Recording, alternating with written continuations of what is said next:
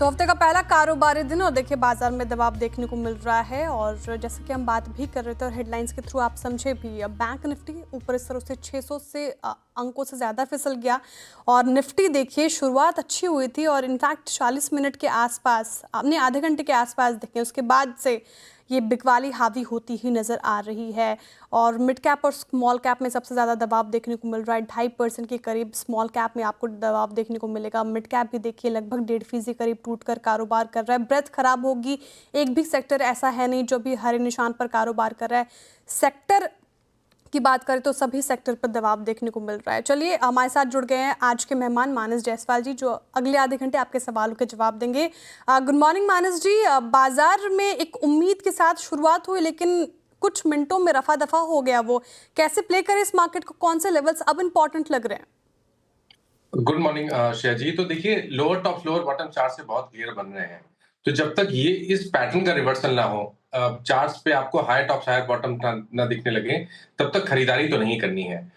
और सबसे इम्पोर्टेंट ये कि धीमे धीमे जो रेजिस्टेंस है वो नीचे की तरफ शिफ्ट हो रहा है, जो कि मार्केट के लिए अच्छा तो बिल्कुल भी नहीं है। मेरे ख्याल से 22,400 के नीचे जब तक ट्रेड करता रहेगा, वो एक बहुत ही स्ट्रॉन्ग रेजिस्टेंस हो गया है। जब जब तक उसके नीचे ट्रेड करता रहेगा, सेल एंड रैलीज का मार्केट बना रहेगा। नीचे की तरफ टारगेट की बात करें तो मेरा समझना है कि 21,900 सबसे पहला टारगेट है, लेकिन आप उम्मीद कर सकते हैं कि 21,750 तक के टारगेट भी निफ्टी में आपको बहुत जल्द देखने को मिल सकते हैं। बिल्कुल, देखिए सेल ऑन राइज की रणनीति ही अपना के चले। 22,400 के नीचे जब तक है मार्केट तब तक पॉजिटिविटी फिलहाल देखने को नहीं मिल रही, लेकिन बैंक निफ्टी पे क्या लेवल्स इंपॉर्टेंट है मानस जी? यहाँ पे भी सेल ऑन राइज की रणनीति ही देखने को मिलेगी जिस तरीके से बिकवाली देखने को मिल रही है। देखिए पैटर्न तो यहाँ पर भी नेगेटिव है। अब अगर आपको ध्यान हो तो जो जनवरी के लोज थे उसको आज बैंक निफ्टी ने टेस्ट किया है, और अब अगर ये 47,800 के नीचे फिसला तो यहाँ पर फिर से गिरावट बढ़ती हुई दिखेगी आपको। उसके नीचे मेरे ख्याल से करीब करीब 1,500 पॉइंट की गिरावट देखने को मिल सकती है। तो स्ट्रक्चर यहाँ पर भी वीक है। रेजिस्टेंस की बात करें तो 48,900 49,000 इस रेंज में मल्टीपल रेजिस्टेंस दिखते हैं बैंक निफ्टी में। तो जब तक अब ये 49,000 के ऊपर नहीं जाएगा तब तक यहाँ पर भी खरीदारी करने की राय नहीं रहेगी, और सेल एंड रैलीज की स्ट्रेटजी यहाँ पर भी काम करेगी। भी सेल ऑन राइज की स्ट्रैटेजी 47,800 का एक इंपॉर्टेंट लेवल, अगर वो भी ब्रीच करता है तो और बिकवाली हावी होती हुई नजर आ सकती है। फिलहाल ये रणनीति बैंक निफ्टी और निफ्टी पे ही। चलिए अब इसी के साथ अब शो में आगे बढ़ते हैं और हमारे कॉलर्स के साथ जुड़ने की प्रक्रिया शुरू करते हैं, लेकिन उससे पहले एक नंबर आपकी स्क्रीन पर जिसके थ्रू आप हमसे बात कर सकते हैं, अपने सवाल भेज सकते हैं। 7045220000, वो ये व्हाट्सएप नंबर जिसके माध्यम से आप अपने सवाल पूछ सकते हैं। चलिए देखते हैं अब पहला कॉलर कहां से जुड़ रहे हैं हमारे साथ। दामनगर से जुड़ रहे हैं पंकज गोस्वामी जी। पंकज जी सुप्रभात सर, आपका सवाल। नमस्कार मैडम जी सर, सवाल आपका। मैं गुजरात से अमरेली से बात कर रहा हूँ, दामनगर से। जी मेरे पास सुजलोन के 65 के भाव के 5,000 शेयर है। अब क्या करूं मैं उसमें? ठीक है, लॉन्ग टर्म के लिहाज से आप अपने पोर्टफोलियो में इसको रखना चाह रहे हैं कि नजरिया आपका शॉर्ट टर्म का है? अभी लॉन्ग टर्म के लिए लिया है, 3-4 साल के लिए। सुजलॉन 3 से 4 साल के लिए इन्होंने अपने पोर्टफोलियो में ऐड कर रखा है और लगातार इसमें भी हमें गिरावट देखने को मिल रही है। एक महीने में ही 15% स्टॉक करेक्ट हो चुका है। 52 वीक हाई का इसका 46 था, लेकिन वहां से काफी ज्यादा नीचे आ गया है। अभी भी लॉस में है पंकज जी, और देखिए छोटा मोटा लॉस है नहीं। इनको करना क्या चाहिए मानस जी? यहाँ पे एग्जिट की राय रहेगी या फिर इनका भाव आपको वापस आता दिख रहा है? तो देखिए स्ट्रक्चर वीक है, इसलिए एग्जिट की राय रहेगी। जनवरी में 47 के आसपास के लोज बने थे, फिर एक पुल बैक देखने को मिला था, 60 रुपए के आसपास के हाईज बने। स्टॉक अपने 200 मूविंग एवरेज के ऊपर सस्टेन नहीं हो पाया, और गिरावट में वापस आज जो जनवरी का लो था स्टॉक ने उसको ब्रीच किया है। बिल्कुल कॉशियस रहना चाहिए, उछाल पे निकलने की कोशिश करनी है, और फ्रेश खरीदारी अब 60 रुपए से पहले नहीं करनी है स्टॉक में। ठीक है, एग्जिट की राय सुजलॉन से फिलहाल स्ट्रेंथ नजर नहीं आ रही चार्ट्स में, तो ये राय आती हुई सुजलॉन पे। अब अगले कॉलर की तरफ चलते हैं और हमारे साथ जुड़ रहे हैं दिनेश जी अंजार से। Dinesh ji good morning. Good morning ma'am. जी सर, आपका सवाल। पहले तो बहुत बहुत धन्यवाद सीएनबीसी आवाज को कि 18 साल के बाद मेरा नंबर लगा है, उसके लिए बहुत बहुत धन्यवाद। बहुत शुक्रिया सर। मेरा क्वेश्चन है डिक्सन टेक्नोलॉजी पर 13 शेयर मेरे पास है 1,717 रुपए के भाव पर। मैं लॉन्ग टर्म इन्वेस्टर हूँ, तो आगे मेरे को इसके लिए क्या करना चाहिए? पहले तो बहुत शुक्रिया, आप 18 साल से हमारे साथ जुड़े हुए हैं और लगातार सीएनबीसी आवाज़ के साथ बने हुए हैं। मैं उम्मीद करती हूँ दिनेश जी आगे भी आप सीएनबीसी आवाज़ के साथ जुड़े रहेंगे और अपने सवाल ऐसे ही पूछते रहेंगे। आप अगर इस शो में अपने सवाल ज़रूर पूछ सकते हैं। अगर कोई क्वेश्चन हो तो आप हमें सोशल मीडिया पे भी टैग करके पूछ सकते हैं। इनफैक्ट आप मार्केट पंचनामा में भी हमसे सवाल पूछ सकते हैं। डिक्सन टेक पर इनका सवाल है, देखिए दिनेश जी का, 17,750 की खरीद है, 13,400 के लेवल पर कारोबार कर रहा है और लॉस में है दिनेश जी काफ़ी ज़्यादा पर शेयर। देखिए 4,000 रुपये प्रति शेयर से ज़्यादा के लॉस में चल रहे हैं, छोटा मोटा लॉस है नहीं। 52 वीक इनका 19,000 का था डिक्सन टेक का। क्या लग रहा है, काफ़ी ज़्यादा रैली हमें देखने को मिली थी मानस जी इस पर्टिकुलर काउंटर में, उसके बाद से फिर एक बार ये बैठा तो बैठ ही गया। क्या लग रहा है, वो भाव उनका वापस आता दिख रहा है आपको या फिर अभी फिलहाल एग्जिट की राय है? देखिए प्रॉब्लम ये है कि स्टॉक इन्होंने काफी हाई लेवल पे लिया है, 17,000 के आसपास लिया था और अब आप ये भी ध्यान रखिए कि 2023 और 2024 स्टॉक के लिए फिनोमिनल था, क्योंकि 2023 में 3,000 के आसपास के प्राइस चलते थे, 2400 के आसपास जनवरी की मैं बात कर रहा हूँ। उसके बाद जो रैली देखने को मिली उसमें 18,600-700 तक के हाईज देखे। तो क्योंकि रैली बड़ी थी इसलिए करेक्शन भी डीप हो सकता है। मेरे ख्याल से थोड़ा कॉशियस रहना चाहिए, यहाँ पर निकलने की कोशिश करनी है। आप फिर से खरीदारी कर सकते हैं, अभी आप निकलिए और फिर 14,500 600 ब्रेक करें, उसके ऊपर सस्टेन करना शुरू करें, तो ये मान लेना चाहिए कि एक शॉर्ट टर्म बॉटम बना है, फिर से आप रैली देख सकते हैं स्टॉक में। अभी के लिए राय मेरी निकलने की ही रहेगी, मेरे ख्याल से स्टॉक करेक्ट और हो सकता है, 200 मूविंग एवरेज के नीचे फिसला है तो हो सकता है कि आपको 12,000 तक के स्तर भी स्टॉक दिखा दे। इसलिए फिलहाल के लिए निकलने की कोशिश करिए और फिर से खरीदारी करिए। अगर 14,600 के ऊपर सस्टेन करे, वहां पर ट्रेड करना शुरू करे, तो फिर से आप खरीदारी कर सकते हैं स्टॉक में। तो अभी फिलहाल एग्जिट की राय है क्योंकि 12,000 के स्तर भी दिखा सकता है। लेकिन मानस जी सवाल यहाँ पे ये भी बनता है, जो लॉन्ग टर्म के लिहाज से रख रहे हैं अपने पोर्टफोलियो में, और वो क्या रख के भूल जाए और लॉस दिख रहा है तो फिर भी उनको ये मान लेना चाहिए कि नहीं नहीं अभी तो लॉन्ग टर्म के लिहाज से मेरा नजरिया है, तो फिलहाल वो वापस आता दिखेगा और प्रॉफिट में भी आएंगे।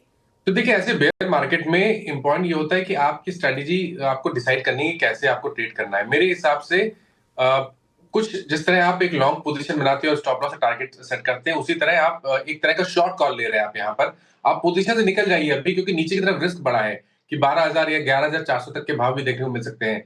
लेकिन ऊपर की तरफ अगर 14,600 के ऊपर सस्टेन करें तो आप फिर से खरीदारी कर सकते हैं। तो एक्चुअली आप ले केवल 1,000 रुपए का ही रिस्क रहे हैं ऊपर की तरफ। अगर उसके ऊपर निकले तो फिर से रैली रिज्यूम हो सकती है। इसलिए मेरे ख्याल से 1,000 रुपए के रिस्क में आप नीचे की तरफ अपने आप को प्रोटेक्ट कर रहे हैं।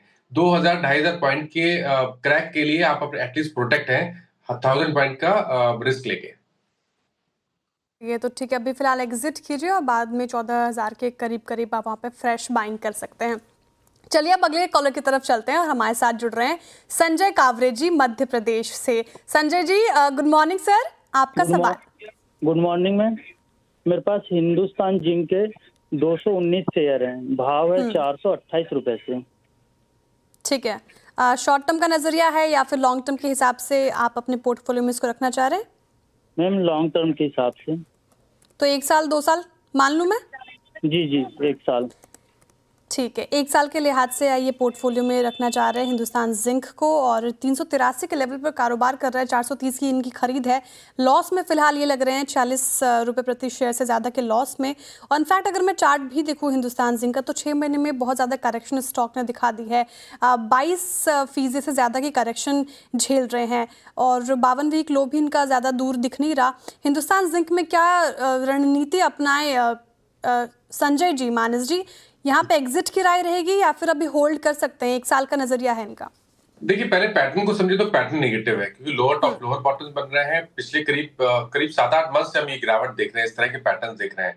तो जो स्ट्रक्चर है वो वीक है, लेकिन जगह सही है जहां से रिवर्सल देखने को मिल सकता है, क्योंकि स्टॉक ने अपने 200 वीक मूविंग एवरेज को टेस्ट किया है आज ही। तो जगह सही है जहां से रिवर्सल देखने को मिल सकता है। बट फिर भी मैं इनको सजेस्ट करूंगा कि एक स्टॉप लॉस जरूर लगाएं। 370 का स्टॉप लॉस जरूर लगाइए। उसके नीचे जाए तो आपको डेफिनेटली अपनी पोजीशन से निकलना पड़ेगा। ऊपर की तरफ देखिए स्ट्रेंथ तभी देखने को मिलेगी जब स्टॉक 440 के ऊपर निकलेगा।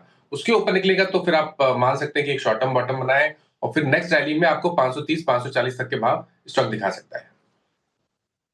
अभी 370 का एक स्टॉप लॉस है, उसको मेंटेन करके आप इसको होल्ड करके रख सकते हैं। चलिए अब अगले कॉलर की तरफ चलते हैं और हमारे साथ जुड़ रहे हैं नोएडा से आशीष जी। आशीष जी सुप्रभात। Good morning ma'am. जी सर, आपका सवाल। मैम मेरे पास ना IRFC के 2000 शेयर से 143 के परचेज है और अभी कर रहा है 108 109 के रेंज पे। क्या इसे होल्ड करे या स्टॉप लॉस कुछ लगा है? ठीक है, तो आप लॉन्ग टर्म के लिहाज से अपने पोर्टफोलियो में इसको ऐड करना चाह रहे हैं? हाँ ठीक है। मानस जी, IRFC 52 वीक लो पे ट्रेड कर रहा है। 108 इसका 52 वीक लो है, 109 पे ये कारोबार कर रहा है। 3% के आज भी डेंट देखने को मिल रहा है। काफ़ी ज़्यादा पेन झेल रहे हैं इन्वेस्टर्स, पर्टिकुलर रेलवे स्टॉक्स में। अगर आप देखें, एक महीने में 20% की करेक्शन, बजट से भी कोई वाओ अनाउंसमेंट्स एक्सपेक्टेड थी, वो देखने को तो मिली नहीं, निराशा ही हाथ लगी है। लेकिन चार्ट्स का इंडिकेट कर रहे हैं पैटर्न तो काफ़ी ज़्यादा वीक है। क्या इनको होल्ड करना चाहिए या फिर यहाँ पे लॉस बुक कर लें? देखिए, उछाल पे निकलना है, करंट लेवल्स पे नहीं। कभी कोई बाउंस बैक मिले और स्टॉक 120 के आसपास आने की कोशिश करे तो वहां पर निकलने की कोशिश करनी है और वापस 130 रुपए के ऊपर आप खरीदारी कर सकते हैं स्टॉक में। जिस तरह के पैटर्न बन रहे हैं उसको देख के लग रहा है कि शायद जो लोअर टॉप लोअर बॉटम का ट्रेंड है वो कंटिन्यू हो सकता है। शायद 90 रुपए तक भी स्टॉक फिसल सकता है। इसलिए जब उछाल मिले, रिकवरी देखने को मिले, तब 120 के आसपास निकलने की कोशिश करनी है। आसपास निकलने की कोशिश करें। फिलहाल स्ट्रेंथ नजर नहीं आ रही, तो 90 का स्तर भी दिखा सकता है IRFC। तो ये कुछ लेवल्स आप जरूर ध्यान में रखें। अब चलते हैं अगले कॉलर की तरफ। आनंद जी हमारा इंतजार कर रहे हैं गुड़गांव से। Anand ji, good morning. CNBC team, good morning Manas ji. Knowledge is power. आप लोग बहुत अच्छा ज्ञान और अच्छी राय देते हैं, थैंक यू। बट मुझे हेल्प चाहिए। ट्रेंट के 35 शेयर है 6700 के, तो क्या करना है? होल्ड करना है? It's a Tata company, I do not understand. Okay, I agree with you, I can totally empathise with you as well. Anand ji, पहले तो बहुत बहुत शुक्रिया इतना प्यार देने के लिए। और आपका सवाल ट्रेंड पे है। काफ़ी ज़्यादा लॉस झेल रहे हैं ट्रेंड पे। मानस जी, ट्रेंड एक ऐसा स्टॉक, निफ्टी 50 में अगर आप देखें तो सबसे ज़्यादा गिरावट इसी स्टॉक में देखने को मिली। हालांकि जब से ये निफ्टी 50 में इसका इंक्लूजन हुआ था, तभी से बाजार में गिरावट का माहौल हम देख रहे हैं और 6700 की इनकी खरीद है। काफ़ी ज़्यादा लॉस में। करना क्या चाहिए ट्रेंड से? क्यों नहीं हो पा रहे स्टॉक से? देखिए, point moving averages already daily chart पे ब्रेक हो चुके हैं। लोअर टॉप लोअर बॉटम बन रहे हैं। 200 डे 20 डे मूविंग एवरेज के नीचे ट्रेड कर रहा है। एक होप है 45-75, यहाँ पर 100 वीक मूविंग एवरेज आता है। अगर इसको यहाँ पर सर्वाइव कर गया, अगर 45-75 के लेवल को ब्रेक नहीं किया स्टॉक ने, तो ऐसा हो सकता है कि आपको रिकवरी देखने को मिले। तो आपको स्टॉप लॉस जरूर लगाना है। 45-75 के नीचे स्टॉप लॉस लगा लीजिए, पोजीशन में बने रहिए फिलहाल के लिए। लेकिन ये भी ध्यान रखिए कि ऊपर की तरफ स्ट्रेंथ आपको केवल 5450 के ऊपर ही देखने को मिलेगी। जब तक 5450 के नीचे ट्रेड करता रहेगा, तब तक आपको कॉस्ट अप्रोच ही रखनी पड़ेगी। लेकिन स्ट्रिक्ट स्टॉप लॉस 45-75 का जरूर लगाइए स्टॉक में। 4575 का स्ट्रिक्ट स्टॉप लॉस लगाकर आप फिलहाल इसको होल्ड कर सकते हैं और थोड़ा सा पेशेंस और टेस्ट करेगा ये स्टॉक। आनंद जी, फिलहाल तो यही रणनीति और राय आपको अपनानी चाहिए ट्रेंड में। चलिए अब इसी के साथ अगले कॉलर की तरफ चलते हैं और हमारे साथ जुड़ रहे हैं तुषार भारद्वाज जी मुजफ्फरनगर से। तुषार जी, सुप्रभात। सुप्रभात मैम। मेरे पास वेदांता के 60 शेयर है 243 के भाव पे। ठीक है, और नजरिया क्या है आपका? लॉन्ग टर्म इन्वेस्टर हैं आप या शॉर्ट टर्म के लिहाज से पूछ रहे हैं? Yes ma'am, long term investor हूँ मैम। ठीक है, तो मैं 1 से 2 साल मान लेती हूँ आप वेदांता होल्ड करना चाह रहे हैं। ठीक है, तो 243 की खरीदे 395 पे कारोबार कर रहा है। वेदांता में प्रॉफिट में है, 152 रुपए से ज़्यादा की प्रॉफिट अभी तो दिखने को मिल रहा है तुषार जी को। मैं चाहती हूँ कि आपको और भी ज़्यादा प्रॉफिट हो, लेकिन चार्ट्स पे स्ट्रेंथ नज़र आ रही है। मानस जी के बताइए, वेदांता एक ऐसा स्टॉक जिसमें हाल के दिनों में वोलेटिलिटी तो देखने को मिली है, लेकिन क्या यहाँ से इनको प्रॉफिट बुक करके एग्जिट लेना चाहिए जिस तरीके से मार्केट का मूड माहौल है, या फिर अभी बने रहें और प्रॉफिट और बढ़ सकता है इनका? देखिए, किसी भी स्टॉक में इस टाइम पे तो स्ट्रेंथ ढूंढना बहुत मुश्किल है और ज्यादातर स्टॉक चार्ट पे वीक लग रहे हैं और उन्हीं में से वेदांता भी है, क्योंकि कंसोलिडेशन के बाद स्टॉक ने एक फ्रेश ब्रेकडाउन दिया है। आई थिंक इनको एक स्टॉप लॉस लगाना जरूरी है। 374 का स्टॉप लॉस जरूर लगा लीजिए अपनी पोजीशन में। अगर उसके नीचे जाए तो आपको पोजीशन से निकलना पड़ेगा और 440 के ऊपर निकल गया, अगर 440 के लेवल को ब्रीच किया, उसके ऊपर निकला, तो फिर मान के चलिए कि एक बॉटम बना है और नेक्स्ट रैली में फिर आपको 500 से 510 तक के भाव देखने को मिल सकते हैं। बट फिलहाल के लिए एक स्ट्रिक्ट स्टॉप लॉस जरूर लगा के रखिए 374 का। 374 का स्ट्रिक्ट स्टॉप लॉस फिलहाल आप लगा कर रखिए और कॉशियस रहने की सलाह है फिलहाल वेदांता में। चलिए अब दिलीप कुमार जी हमारे साथ जुड़ रहे हैं जयपुर से, उनसे बात करते हैं, उनका सवाल लेते हैं। दिलीप जी बताइए आपका सवाल। मैम मेरे 2080 के शेयर है उनको लॉन्ग टर्म के लिए एवरेज करूं या एग्जिट हो जाए? HCC ठीक है। आप 22 पे ये कारोबार कर रहे हैं, इनफैक्ट आपकी 51 की खरीद है, आप इसमें 28 रुपये प्रति शेयर से ज़्यादा का लॉस झेल रहे हैं। हिंदुस्तान कंस्ट्रक्शन कंपनी, और एक महीने में तो काफ़ी ज़्यादा ये स्टॉक टूट गया है, 26% से ज़्यादा का डेंट इस पे पड़ा है। लॉन्ग टर्म के लिहाज से पूछ रहे हैं मानस जी, ये चार्ट्स में स्ट्रेंथ नज़र नहीं आ रही, यहाँ से लॉस बुक करके निकल जाए। हालांकि इनका सवाल ये भी था कि इस गिरावट में एवरेजिंग कर सकते हैं कि नहीं, बताइए क्या रणनीति? तो देखिए, पहली चीज एवरेज नहीं करना है, दूसरी चीज स्ट्रक्चर वीक है, इसलिए आपको निकलने की कोशिश करनी है, लेकिन उछाल पे निकलिए, करंट लेवल्स पे नहीं। कभी कोई उछाल मिले और 26 से 28 से 26 से 30 तक की रेंज देखने को मिले तो वहां पर निकलने की कोशिश करनी है, और फ्रेश खरीदारी के लिए कम से कम 36 रुपए का वेट करना है। स्टॉक 36 रुपए के ऊपर निकले तभी खरीदारी करें। 36 रुपए के से ऊपर निकले स्टॉक तभी फ्रेश खरीदारी करें, और अभी जो कोई भी आपको उछाल देके 26 से 30 के लेवल्स बताए हैं मानस जी ने, तब आप निकल लें इस पर्टिकुलर काउंटर से। फिलहाल ये रणनीति आपको अपनानी चाहिए। चलिए इसी के साथ रुक रहे हैं एक छोटे से ब्रेक के लिए। ब्रेक के बाद फिर हाजिर होते हैं, आपके सवालों का इंतजार रहेगा। बने रहिए CNBC आवाज़ के साथ।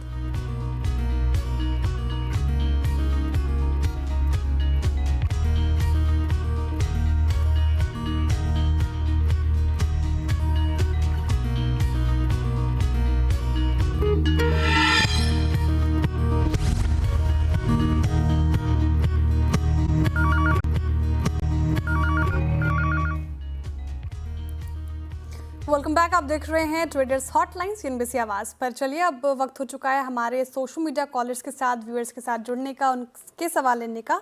और एक्स में चलती हूँ मैं फिलहाल, और एक्स पे नुपुर गुप्ता जी डेली व्यूअर हैं ट्रेडर्स हॉटलाइन के, और सवाल पूछ रही हैं नेस्ले इंडिया पर। ये कह रही है, good morning, I am from Noida. Good morning Nupur ji आपको भी। इन्होंने 1 महीने पहले 20 शेयर्स ले रखे थे नेस्ले के 2250 के लेवल पर। At what levels I can add more for 3 years? 3 साल के लिहाज से ये पूछना चाह रही है नेस्ले इंडिया पे, और क्या ये और ऐड कर सकती हैं इस लेवल पर? नेस्ले इंडिया ये स्टॉक FMCG में देखें आप मानस जी तो काफ़ी वॉलेटाइल रहा है ये पिछले दिन से, लेकिन फिर भी ठीक परफॉर्मेंस दिखाई है इसने। हालांकि अभी तो काफ़ी ज़्यादा गिरकर ये कारोबार कर रहा है। क्या लग रहा है सर, 3 साल के लिहाज से ये स्टॉक लेने लायक है? क्या और ऐड कर सकती हैं नुपुर जी? नहीं, मेरे ख्याल से वेट करना बेहतर रहेगा। सबसे पहले काम करना है, 2100 रुपए का आपको स्टॉप लॉस लगाना है, और फ्रेश खरीदारी के लिए कम से कम 2350 के लेवल को ब्रेक करना जरूरी है। अगर 2350 के ऊपर निकले तो भी यहाँ पर फ्रेश लॉन्ग बनाने चाहिए। 2350 के लेवल से ऊपर निकले तब भी आप फ्रेश खरीदारी कर सकते हैं नेस्ले इंडिया में। और स्टॉप लॉस एक बार दोहराएंगे मानस जी, कौन से लेवल का स्टॉप लॉस इनको लगाना चाहिए? देखिए, स्टॉप लॉस के लिए 2100 रुपए का लेवल है, तो 2100 के नीचे स्टॉप लॉस लगाएं। ठीक है, 2100 के नीचे आप स्टॉप लॉस लगाकर हालांकि नेस्ले इंडिया में लगा सकते हैं। FMCG सेक्टर से कोई ऐसा स्टॉक जो आपको भी पसंद आ रहा है मानस जी, जहाँ पे वहाँ पे बेट लग सकती है और खरीदारी की जा सकती है? नहीं, मेरे ख्याल से अभी वेट करना ठीक है, क्योंकि मार्केट जिस तरह का स्ट्रक्चर है और जितने भी FMCG काउंटर्स हैं, अगर आप सबके स्ट्रक्चर देख लीजिए तो ज्यादातर के स्ट्रक्चर आपको बहुत क्लियर ट्रेंड दिखाएंगे, लोअर टॉप लोअर बॉटम बन रहे हैं, तो ये सही समय नहीं है अभी भी FMCG में खरीदारी करने का। ठीक है, एक ऐसा स्टॉक अल्ट्राटेक सीमेंट पे देखिए, इस पे भी काफ़ी ज़्यादा सवाल आ रहा है यूट्यूब और इंस्टाग्राम पर। अल्ट्राटेक सीमेंट टॉप गेनर्स में शामिल 2.5% की तेज़ी इस पर्टिकुलर काउंटर में आज देखने को मिल रही है। और सुबह ब्रोकरेजेस भी जब मैं बता रही थी, रिपोर्ट काफ़ी बुलिश, CLSA ने इसको हायर कन्विक्शन लिस्ट में डाला है, अपग्रेड कर दिया है, इसको होल्ड से आउट परफॉर्म की कॉल दी है। टारगेट प्राइस भी देखिए 12,700 रुपये प्रति शेयर रख दिया है। 35% का अपसाइड पोटेंशियल इस अल्ट्राटेक सीमेंट में CLSA को नज़र आ रहा है। आपको क्या लग रही है स्ट्रेंथ इस पर्टिकुलर काउंटर में मानस जी? जिनके पास है वो भी फिलहाल होल्ड कर सकते हैं? मेरे ख्याल से पिछले 3-4 दिनों में जो स्ट्रक्चर है वो नेगेटिव हुआ है, क्योंकि lower top lower bottom stock charts पे दिखाने लगा है। आज उछाल मिला, लेकिन हाई लेवल पे सस्टेन होना मुश्किल लग रहा है। मेरे ख्याल से जब तक 11,000 के ऊपर ना निकले, यहाँ पर खरीदारी नहीं करनी है। उससे पहले कभी भी कोई उछाल मिले तो निकलने की कोशिश करनी है। और ये भी ध्यान रखना है कि अब अगर ये 10,000 के नीचे फिसला तो आपको 9,400 तक के भाव अल्ट्राटेक दिखा सकता है। ठीक है, तो ये रणनीति अल्ट्राटेक सीमेंट पे। इसके उलट अगर हम पॉलीकैब को भी देखें मानस जी, तो यहाँ पे भी ब्रोकरेजेस बुलिश ही नजर आ रहे हैं। सुबह जेफरीज की रिपोर्ट जब मैं बता रही थी तो बाई की कॉल दी है, और देखिए हालांकि वॉलेटाइल दिख रहा है आज के सत्र में भी, फिर भी करीब ग्रीन में ही कारोबार कर रहे हैं। 2% की तेजी पॉलीकैब में भी देखने को मिल रही है। देखिए फर्म्स का मानना है कि कॉम्पिटिशन का हीट फिलहाल जो हम एक्सपेक्ट कर रहे थे, स्ट्रीट लेकर चल रहा था, वो ज़्यादा पड़ता दिखेगा नहीं। चार्ट्स क्या इंडिकेट कर रहे हैं पॉलीकैब में? देखिए, बड़ी गिरावट के बाद जगह तो सही है जहां से रिवर्सल देखने को मिल सकता है, बट फिर भी क्योंकि कोई कंफर्मेशन ना मिले रिवर्सल का, तब तक ऐसे मार्केट में खरीदारी नहीं करनी चाहिए। इसलिए आपको 4300 के स्टॉप लॉस से पोजीशन को होल्ड करना है। फ्रेश खरीदारी केवल और केवल 5600 के ऊपर करेंगे। 5600 के ऊपर ही फ्रेश खरीदारी कीजिएगा और 2 दिन में ये स्टॉक 20% तक करेक्ट हो चुका है। ठीक है, बहुत बहुत शुक्रिया मानस जी हमारे साथ जुड़ने के लिए, तमाम सवालों के जवाब देने के लिए। और दर्शकों का भी बहुत बहुत आभार, इस तादाद में हमसे जुड़ते हैं, डेली कोशिश करते हैं हमसे राब्ता करने की और सोशल मीडिया पे अपने सवाल पूछ सकते हैं। चलिए, इसी के साथ वक्त हो चुका है एक छोटे से ब्रेक का। ब्रेक के उस पार खिलाड़ी नंबर 1 के साथ में फिर से हाजिर होंगे। आप देखते रहिए CNBC आवाज़।